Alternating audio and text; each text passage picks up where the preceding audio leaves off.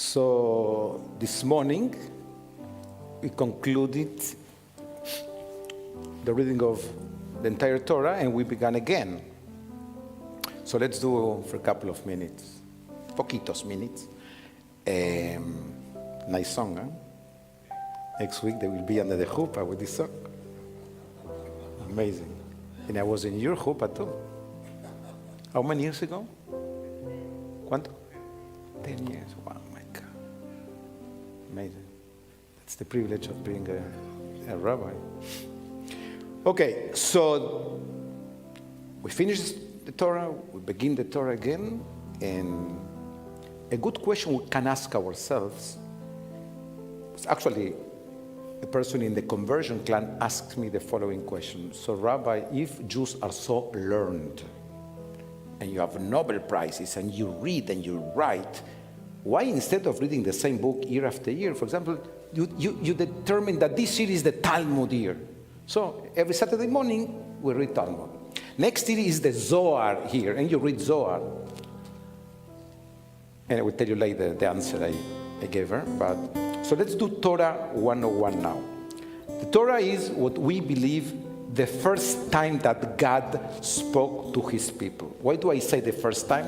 Let me give an example. What's the first mitzvah in the Torah? Be fruitful and multiply, correct?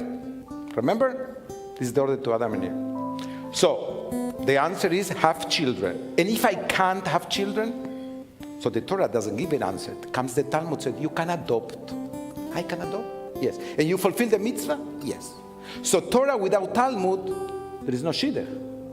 And then, and what about surrogacy? I don't know. Let's ask the rabbis. So in the 20th century, we answered. So we continue giving life to the Torah. The Torah is like the cells in a body. You take out old cells, you know what I'm talking about? Scratch, you go to my dermatology, you always find something. So, but then new ones come up. Same with the Torah. First time God spoke, then God spoke to the Talmud, and he speaks with every time that Jews gather to find him. What's the last mitzvah in the Torah? Write a Sefer Torah. Moses is dying and he says, Kitvu et hashira azot lachem. Write for yourself this text. And I will come back to that in a couple of weeks again, how to write the Torah.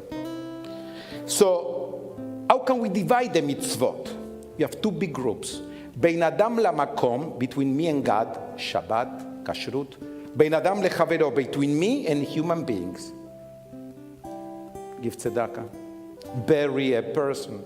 Can go on and on. Another group, mitzvot shimiot and sichliot. Shimiot from lishmoa. I heard them at Sinai. For example, don't eat octopus. I will never not eat octopus if it wasn't because the Torah is telling me not to eat octopus. I don't arrive to the conclusion by my own. Octopus es pulpo for people. No? People that have it said that it's great. I don't know. Actually, I know. Till the age of 18, I used to have them with my dad, and we had a great feast, but no more. One day I heard from Marshall Mayer that's not kosher. I say, not kosher, se terminó el pulpo. So this is a mitzvah shimir. I heard at Sinai. I didn't arrive at the conclusion with my brain. But there are mitzvot who are sichliot, my seichel. Don't kill. Don't steal. If everybody kills and everybody steals, there is no society. And can go on and on with the group. So what did I answer to that potential Jew, the person who was going to the conversion class? I said that the text is the same, but I'm different in front of the text. Let me give you an example. I was studying the Parsha this afternoon, and it says, Vayar Elohim tohu vavohu. God, in the creation, find chaos. 5 years ago, I remember going through some chaos in my life. I thought that's chaos. Then COVID hit, and I understood what COVID did. And then October 7 hit. And what looked chaos 5 years ago was a game. So the Torah is the same Torah. The concept of chaos changed for me. The same book. I'm different. And then the Torah says that God created the human beings in his image. Wait. I don't understand. I went to Sholem Aleichem Shul, and they taught me that God has no image. How come that I'm created in his image? Oh, so maybe to be created in his image means that your image is never complete. You change. You're supposed to change. You're supposed to grow. So when I was 5 years ago, is a different Moshe than the one that speaks now. The same with you. I remember going to one of the meetings with my friends from high school, and they say to me, "You are the same guy like 50 years ago." I say, "Oh my God. That's a curse. I don't want to be the same person that I was 50 years ago. I hope I'm not." So to be created in his image means you don't have an image, work on your image. By the way, do you think that the image that you have for yourself is the same that others have of you? They don't know what really aches you, your pains. A few of them know. But we can play a game our entire lives. And then I find something very interesting as I was studying the Parsha this afternoon. There is a moment with Adam and Eve, the first couple. I'm sure they were lovers, but they weren't friends. Because once God asked them, "What did you do? Why did you eat from that tree?" Adam said, "She," and she said, "He," and they lost the Garden of Eden, correct? Out. Verstehst? Out. Arois. Not only Arois, God put 2 angels, the cherubim. There is no way back. You lost it. When did you lose your Garden of Eden? How old were you? Who stopped you from coming back? So the Torah will say that day God gave them 3 punishments. 3 punishments. To Eve, he said, "You will bring kids to this world with pain." Looks like a curse. To bring children and it will hurt you. I'm not so sure it's really a curse.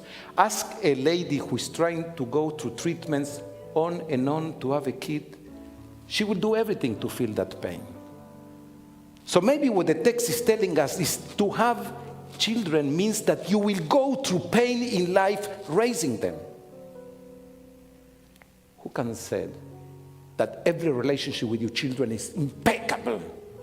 It's perfect. There is no pain. There is pain. Maybe that's the real pain.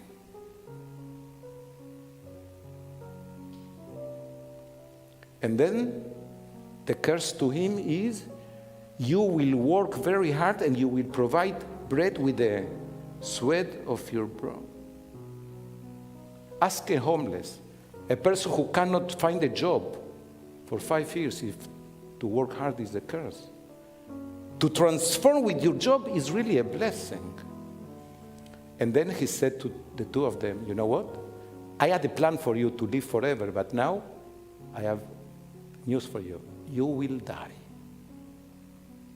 Now, it's easy for me to convince you that to have children with pain, it's a blessing. It's better to have them and to work through the pain together.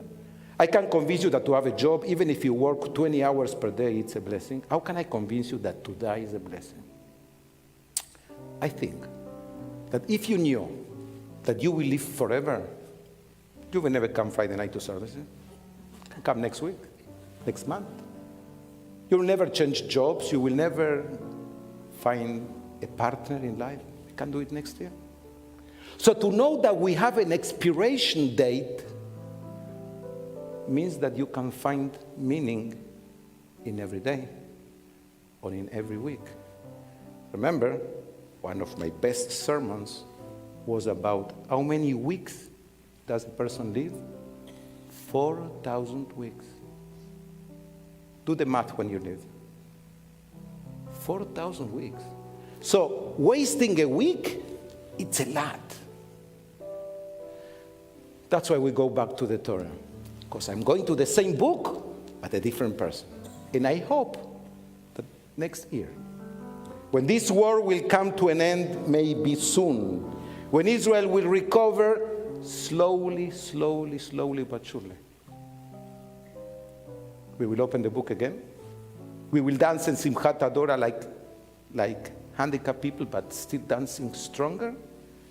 And we will say, I open the book of Breshit, the same book, but I'm a year wiser, stronger, and better.